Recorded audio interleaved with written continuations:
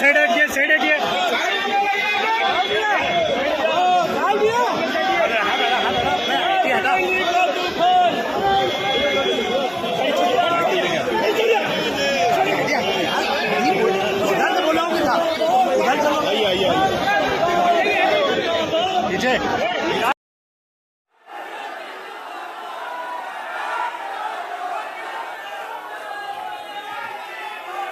प्रधानमंत्री जी को यह बात एक्सेप्ट कर देनी चाहिए और ऑर्डर लागू कर देना चाहिए, और अगर नहीं करेंगे तो फिर दूसरे प्रधानमंत्री करेंगे।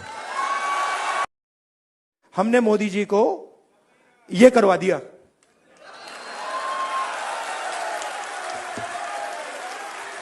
आप अपने आप को नॉन बायोलॉजिकल समझते हो। आप अपने आप को नॉन बायोलॉजिकल समझते हो। आप अपने आप को डायरेक्ट भगवान के साथ कनेक्शन समझते हो। Wrong number. हिंदुस्तान के किसानों ने, मजदूरों ने सिर झुकवा के कॉन्स्टिट्यूशन से मत्था लगवा दिया। और ये काम हम नहीं कर रहे हैं। आप मत सोचिए कि राहुल गांधी और ये सब लोग ये काम कर रहे हैं। नहीं, ये हिंदुस्तान के अंदर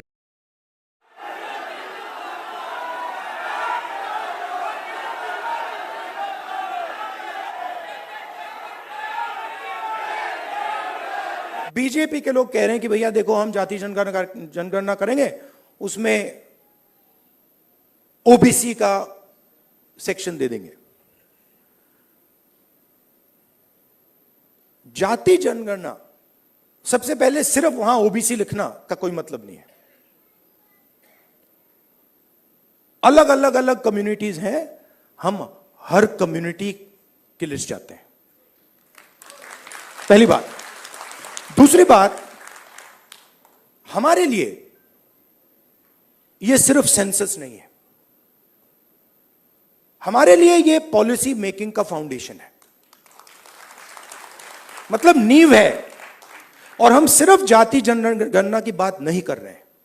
मैं यहां क्लियरली कहना चाहता हूं, जाति जनगणना से सिर्फ आबादी पता लगेगी। वो बहुत जरूरी कदम है,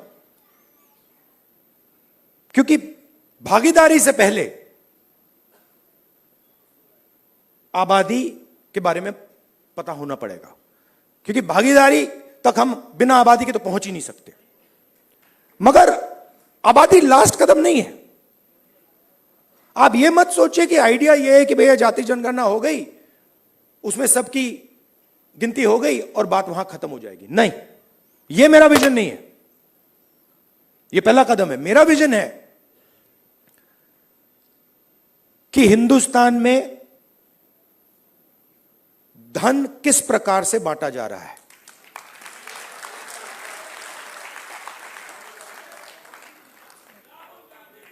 ओबीसी के हाथ में कितना है, दलितों के हाथ में कितना है, मजदूरों के हाथ में कितना है,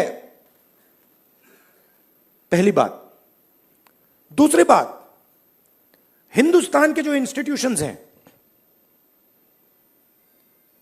ब्यूरोक्रेसी हो, जुडिशरी हो, मीडिया हो, इसमें इन लोगों की कितनी भागीदारी है। मतलब हम यह समझना चाहते हैं कि कॉन्स्टिट्यूशन ने कहा था कि एक व्यक्ति को एक वोट मिलेगा, मतलब सारे के सारे हिंदुस्तान के जो सिटीजन्स हैं वो समान, एक समान है, एक जैसे हैं। तो हम ये पूछ रहे हैं कि अब 70 साल हो गए, कॉन्स्टिट्यूशन हमारे सामने है, इसका समाज पर इफेक्ट पड़ा है, हां या ना? और हिंदुस्तान के 500 सबसे बड़े उद्योगपतियों की लिस्ट निकालूं, मैंने निकाला है, उसमें आपको एक भी दलित, एक भी आदिवासी, एक भी पिछड़े वर्ग का व्यक्ति नहीं मिलेगा। आप मुझे बता दो, नेशनल मीडिया में दलित एंकर का नाम बता दो मुझे, आदिवासी एंकर का नाम बता दो, ओबीसी एंकर का नाम बता दो, कौन है बता दो। आप देखिए हिंदुस्तान में 50% आपने कहा कि आधी आबादी ओबीसी है, उसमें आप 15% दलित जोड़ दीजिए 8% आदिवासी जोड़ दीजिए, 73 आता है। 73% दलित, आदिवासी, ओबीसी। कॉर्पोरेट इंडिया में 0, मीडिया में 0। आप हो ही नहीं। तो अब हम अगर पॉलिसी बनाएंगे और हिंदुस्तान की जो सच्चाई, जो रियलिटी है, उसकी बेसिस पे हम पॉलिसी नहीं बनाएंगे तो उसका क्या मतलब है? पूरा का पूरा बैंकिंग सिस्टम, नरेंद्र मोदी ने 16 लाख करोड़ रुपए 25 लोगों का कर्जा माफ किया है। शेम, 16 लाख करोड़ रुपया। अच्छा, उन 25 लोगों में एक दलित नहीं था, एक आदिवासी नहीं था, एक पिछड़ा नहीं था, एक माइनॉरिटी नहीं था। तो पूरा का पूरा बैंकिंग सिस्टम 15 लोगों के लिए बनाया गया है। ये जो हमारे भाई हैं जो मोची का काम कर रहे हैं, जिनको पूरी लाइफ में इज्जत नहीं मिली, इनके लिए एक बैंक क्यों नहीं है जो इनकी मदद करे? कहे कि हम स्पेशलाइज्ड बैंक बनाएंगे सिर्फ इनके लिए। तो पॉलिसी मेकिंग फ्रेमवर्क का यह मतलब है, हमारा काम हिंदुस्तान की 100% आबादी की मदद करने का है। हमारा काम 5%, 10% आबादी की मदद करने का नहीं है। वो सरकार का काम हो ही नहीं सकता। और उसके लिए हमें इंफॉर्मेशन चाहिए। 21वीं सदी है, हमें डेटा चाहिए। डेटा है ही नहीं। आप नोट कीजिए, मैंने 2 चीजें कही हैं। मैंने कहा है कि जाति जनगणना, social economic state census, institutional census हम कराएंगे। और 50% का जो बैरियर है, जिसको हम एक्सेप्ट नहीं करते हैं, फ्रैंकली बोलूं तो इसको हम उड़ा के फेंक देंगे। ये 2 चीजें मैंने कही हैं। और मगर उसके बाद मैंने आज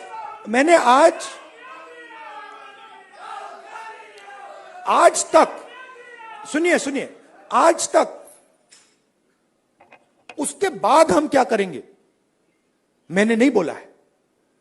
क्योंकि पहले मैं चाहता हूं कि हमारे सामने डेटा हो कि भैया इतने दलित हैं, हिंदुस्तान के इंस्टीट्यूशन में उनकी इतनी भागीदारी है। रिजर्वेशंस की बात होती है मगर चांस नहीं मिलता। सच्चाई है, सब जानते हैं। उल्टा हो जाता है, लैटरल एंट्री हो जाती है। लैटरल एंट्री हो जाती है। मैं आपको गारंटी देता हूं, लैटरल एंट्री में आपको 90% का कोई नहीं मिलने वाला। एक साइड आपको लैटरल एंट्री से मारते हैं, दूसरे साइड कॉन्ट्रैक्टर। तो मतलब नीचे देखो वहां पिटाई हो रही है, ऊपर देखो वहां पिटाई हो रही है, साइड देखो वहां पिटाई हो रही है, मतलब जहां भी देखो। और 90% आपकी आबादी है। अब अगर आपकी 10% होती तो कोई कह सकता हाँ भैया 10% आबादी है, ठीक है। बट 90% आबादी, आपके बिना देश ही नहीं चल सकता। आपने कभी मीडिया में मोची का इंटरव्यू देखा है? बस मेरे चैनल पे आ रहा है और किसी चैनल पे नहीं आ रहा। आप चाहे मोची हो, बढ़ई हो, प्लम्बर हो, धोबी हो, कभी नहीं दिखेंगे। और ये देश को चलाते हैं लोग। और फिर मीडिया में कहते हैं भैया मोदी जी गले लग गए, सुपर पावर बन गया। कभी वो यूक्रेन भागेंगे, कभी रूस भागेंगे, वो कभी गले लगेंगे और फिर भैया सुपर पावर बन गया, सुपर पावर बन गया। मतलब कैसे बन गया? 90% लोग मतलब शामिल ही नहीं है उसमें, बेरोजगार हैं, भूख लग रही है। तो पूरा का पूरा मतलब डिस्कशन वही 10-15 लोगों में होता है, वही एंकर है। वही एक्सपर्ट हैं, वो 5-6 लोग हैं, वही बात बोलते रहते हैं एक दूसरे से। ये हिंदुस्तान के गरीब लोगों का प्रोटेक्शन है, किसानों का, मजदूरों का ये प्रोटेक्शन है। इसके बिना जैसे पहले होता था राजा महाराजा के टाइम में, जो मूड में आता था कर देते थे। वो मोदी जी मॉडल चलाने की कोशिश कर रहे हैं, महाराजा वाला, वो शहंशाह वाला मॉडल। हमने मोदी जी को यह करवा दिया।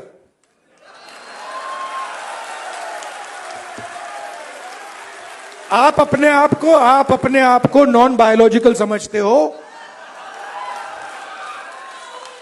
आप अपने आप को नॉन बायोलॉजिकल समझते हो, आप अपने आप को डायरेक्ट भगवान के साथ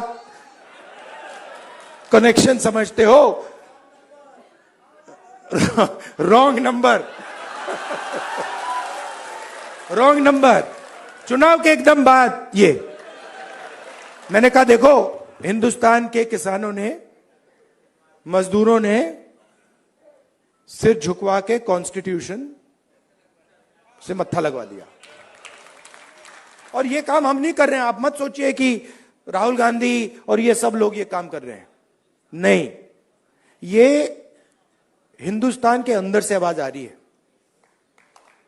हम उस आवाज को सुन रहे हैं बस। और ये जो स्ट्रेंथ है, जो शक्ति है, ये हिंदुस्तान के अंदर से आ रही है, हिंदुस्तान के गरीब लोगों से आ रही है, और इसको कोई रोक नहीं सकता। अब अगर कोई सोचे, मैं आपको बता देता हूं, पॉलिटिकल बात बता देता हूं, आप लिख लो।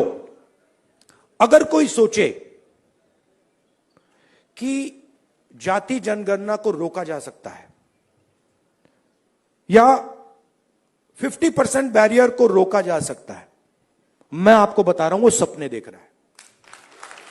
ये होगा ही होगा, इसको रोका नहीं जा सकता है। ना जाति जनगणना रोकेगा, ना सोशो इकोनॉमिक सर्वे रुकेगा, ना इंस्टीट्यूशनल सर्वे रुकेगा, ना 50% का बैरियर रहेगा। ये तीन सारे के सारे उड़ेंगे, क्योंकि हिंदुस्तान की जनता ने ये मन बना लिया है।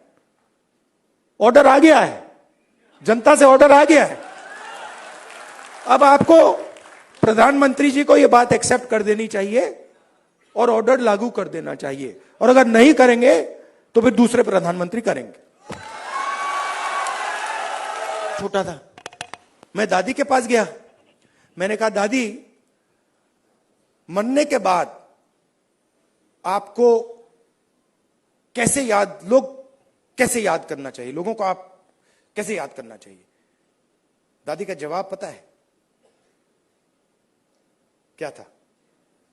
मैंने कहा, आप क्या चाहती हैं कि लोग आपको कैसे याद करें? हां, नहीं, उनका जवाब था, मैं चाहती हूं कि याद ही ना करें।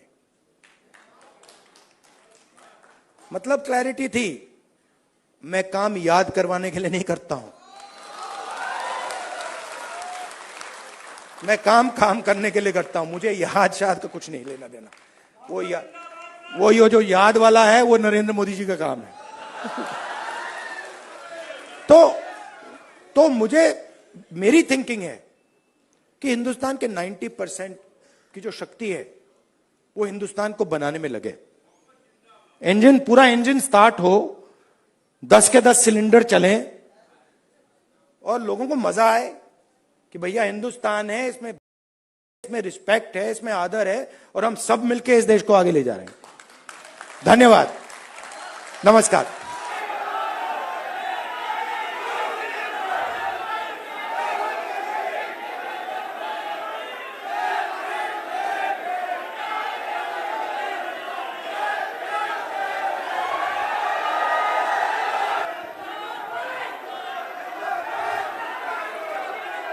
आपका है तो पेंटिंग में बस स्टेज पे कौन कौन है भैया, नाम लेंगे, जल्दी लिस्ट दीजिए स्टेज पे कौन कौन है।